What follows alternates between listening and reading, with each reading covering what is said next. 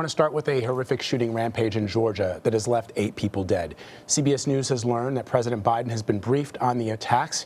Here's what we know so far. 21-year-old Robert Aaron Long was taken into custody. Police say video evidence led them to believe he was behind the shootings at 3 different spas in the Atlanta metro area last night. 6 of the 8 dead. Sorry, Emery, go ahead. 6 of the 8 dead are said to be Asian women, but investigators have not said whether or not the attacks are racially motivated. CBS News national correspondent Mark Strassmann is in Atlanta with more on this. The shooting spree began around 5 p.m. Monday at Young's Asian Massage Parlor in Cherokee County, 30 miles north of Atlanta. 2 victims died at the scene, 2 more at the hospital. Less than an hour later, police were called to Gold Spa, an Atlanta massage parlor, where police say 3 women who appeared to be Asian had been shot and killed. While at that location, we received another call across the street at shots fired. That location was aromatherapy spa, where another victim, who also appeared to be an Asian woman, died. Which is just unfortunate. It's not really making any sense how this happens at a massage spa. The common thread connecting the shootings prompted an Atlanta police officer to radio in this warning. So we need to make sure if we have any Asian spas, we need to be checking on them. A manhunt began for the suspect, seen in surveillance footage driving a black Hyundai earlier in the day. Georgia State Patrol troopers performed the pit maneuver, which caused the vehicle to spin out of control. Officers later captured 21-year-old Robert Aaron Long, 150 miles south of Atlanta. Now, relatives of the shooting victims are left grappling over why this happened. I was just thinking how we never know when we're at the wrong place at the wrong time, because this was so all of a sudden, and it was just like a lot of things racing through my head. So Mark Strassmann is joining us now from Atlanta. Mark, it's really good to have you here. What do we know about this suspect? And why do police believe that he's responsible for all 3 attacks? And at least at this point, it doesn't seem like they're looking for anyone else. No, they're clearly, Emery, not looking for anybody else right now. What we know about him is frankly not much. 21 years old, lives just north of Atlanta, about 30 miles away in a town called Woodstock, Georgia. Police have linked him to all 3 crime scenes by surveillance tape, which showed his black SUV, which is a Hyundai Tucson, was at all 3 locations, and that's how they've pinned it on him. They know also. We also know that he's in custody. He'll have his first appearance in court this morning, but it's obviously so disturbing on a number of levels. And what apparently motivated him to commit these acts is of course the big question, and I don't have an answer for you there. Yeah, Mark, as you know, and as you reported, there has been no confirmation that the shootings were racially motivated.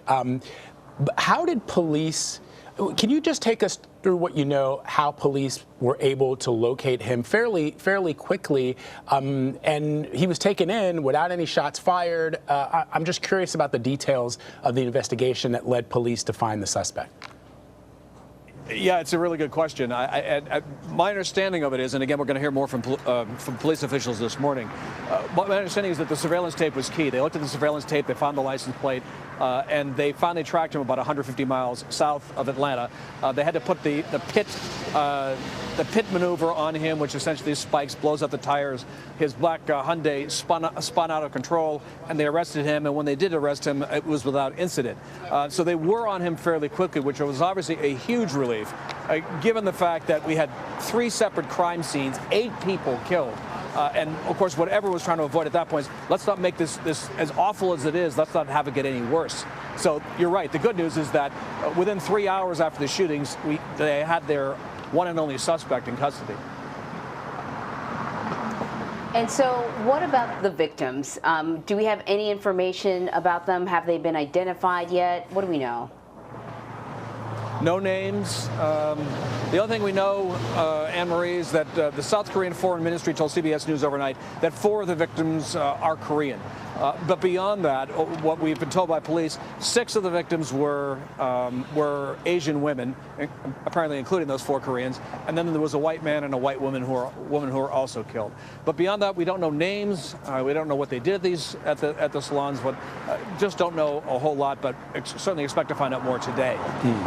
Yeah, the Stop AAPI National Coalition, which was organized to address violence against Asians in the United States, put out a statement on Twitter, and they say the reported shootings of Asian American women on Tuesday in Atlanta is an unspeakable tragedy for the families of the victims first and foremost, but also for the AAPI community, which has been reeling from high levels of racial discrimination. So I guess my next question, Mark, would be, what's the security status in the Atlanta area right now? Is there a heightened sense of security? Are police worried that there may be anything else down the line, or just because I get that they have arrested this one person, they believe that he is the sole culprit as far as they can tell. So what are we looking at right now?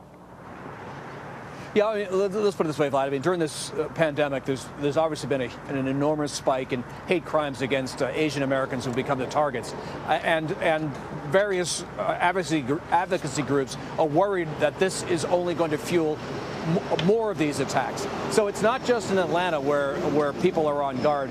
In communities, major cities that have significant Asian American populations, including New York and Seattle, there are extra patrols out trying to make sure that, first of all, nothing happens, but secondarily, also trying to reassure these communities that somebody is out there looking for them in a moment when they feel particularly vulnerable. So this is having far-reaching repercussions, these Atlanta shootings, from coast to coast for Asian American communities all over. It's such an important point. Mark Strassmann reporting live for us right now in Atlanta. Mark, thank you as always. We appreciate it, my friend. You bet.